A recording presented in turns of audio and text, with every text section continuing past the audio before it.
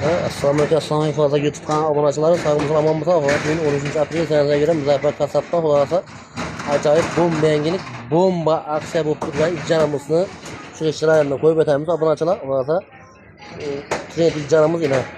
Bu bahadan kelib o'tsak 75 ming so'mdan obunachilar ina.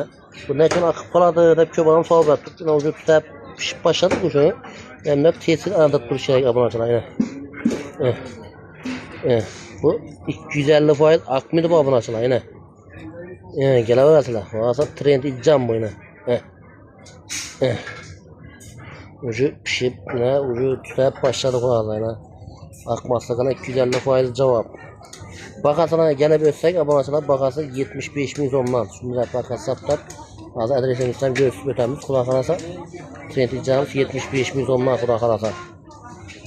Kulağa mayo küçü, teşkilçi, zoransa şu videonu jonatıp koyarsalar bir like basıp abone koysun kimse abonaçılar. Kulağa yine adresimden çündürüp ötemiz hazır. Like basıp paylaşalım.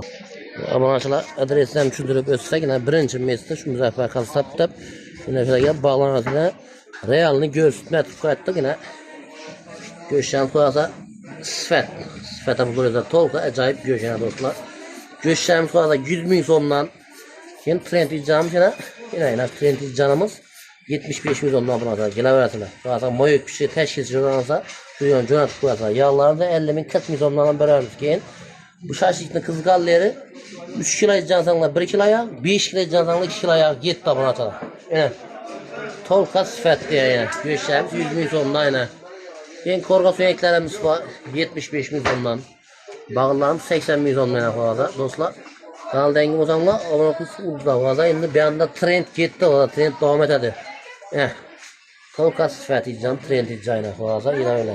Beş köpürak olsa abonachilar 95 ming so'mdan aytib beramiz. To'ychilar uchun bu yerga borib, ko'rib, saylab olaverasiz abonachilar. Bo'lsa like bosib, paylaşlasizlar. Bo'lsa shu videoni yurakchani qizartirib, like'ni qizartirib, do'stlarga jo'natib qo'yinglar. Sog' salomat bo'linglar. Like, paylaşni ayamanglar.